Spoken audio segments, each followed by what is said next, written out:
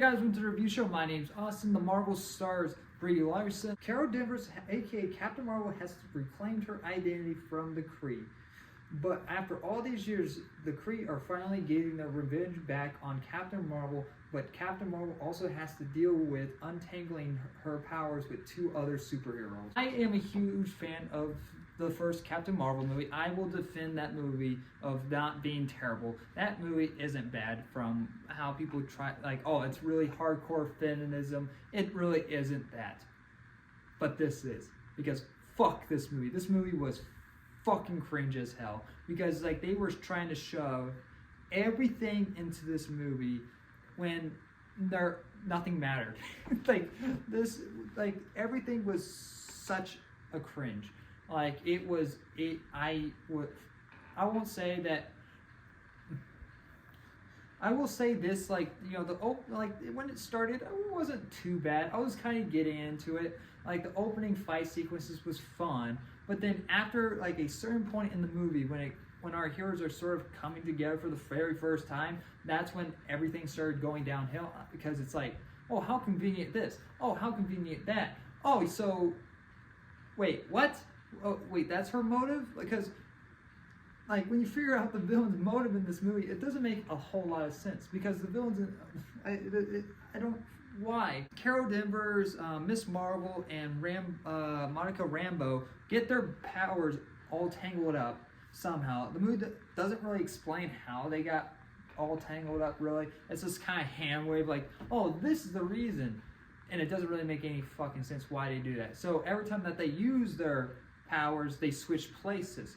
And it's very inconsistent when they switch places, because also they have to use their powers at the same time. And there's certain moments in the film where they're using their two characters or three characters are using their powers at the same time, and they don't switch places. It's really it's very weird, and it's like, oh, how convenient that this doesn't work at this moment, but it does work here, because it's funny if we do it at this moment, and we need some tension, so we gotta, the movie gets to choose whenever it really wants to follow it through on its plot. But it's really not really necessarily a plot. It's more of like a MacGuffin throughout the movie, which they conveniently learn how to use at 5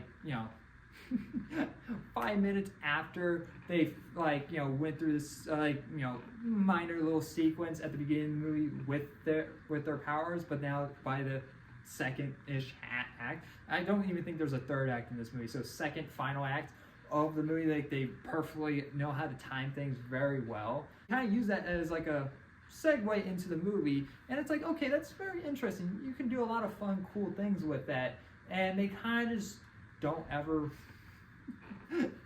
go anywhere with it. That's mostly any subplot in this movie, because you also have Miss Marvel, I don't know how to say her actual name, but she's a huge fan of Captain Marvel, and if you haven't really watched the show, you're not really gonna know that much. I only seen one episode of Miss Marvel.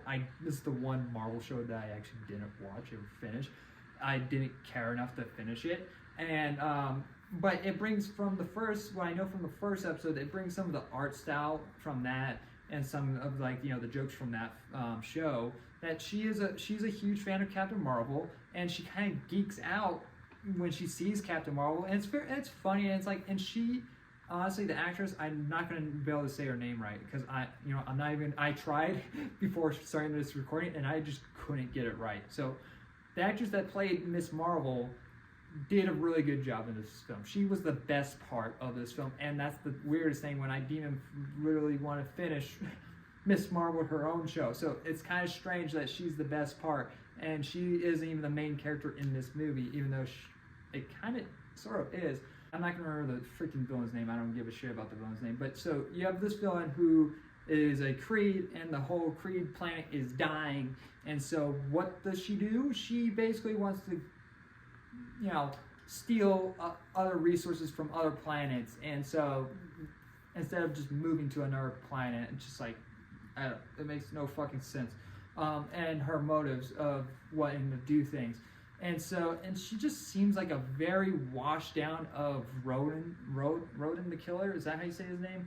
From Guardians of the Galaxy, because she literally tries to look like him, and she has the same fucking staff from? I just like it took me a minute to like see that staff. I'm like, why does that staff look so fucking familiar? And it's because it looks like rodents, and it has that purple glowing thing, but with no stone in it. It's like, what the hell is this? It's fucking awful. This is the worst Marvel film I have seen. Like, I think this is worse than Thor: Love and Thunder. It's not saying that much, and I don't think Thor: Love and Thunder is that bad. There's good things in that movie, but it's not the greatest. Like, I've not given a Marvel film lower than a C, and I don't fucking like this movie. I really don't. The acting's pretty bad.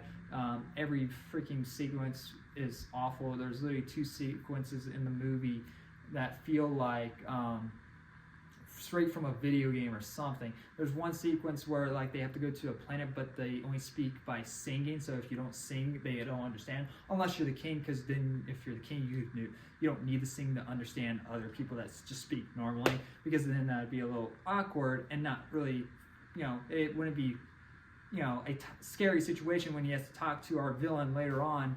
And if you sing it wouldn't be it would come off funny instead of threatening. So how convenient that. I'm gonna give the Miss Marvel's a D-. I really didn't like it. Don't go see it. The only good thing out there in the movie was Miss Marvel. Sorry, I'm not gonna know how to say the actress' name, so I'm not gonna even try because I don't want to disrespect her. But yeah, I did not like this movie. This is my least favorite Marvel film of all. Which is not saying much because mostly a good chunk of the Marvel films have been really great. So yeah, don't go check it out. I don't know go see The Hangovers. That's out in theaters right now, so go check that out. If you guys want to hear about a review for that, I'll leave a tag in that because that's a really good film. It's a rated R film, but it's way better than the Miss Marvels, and it's way more funny. Comedy actually works in that movie. So yeah. Anyway, guys, thanks for watching. Like always, I'll see you guys in the next review. Bye, guys.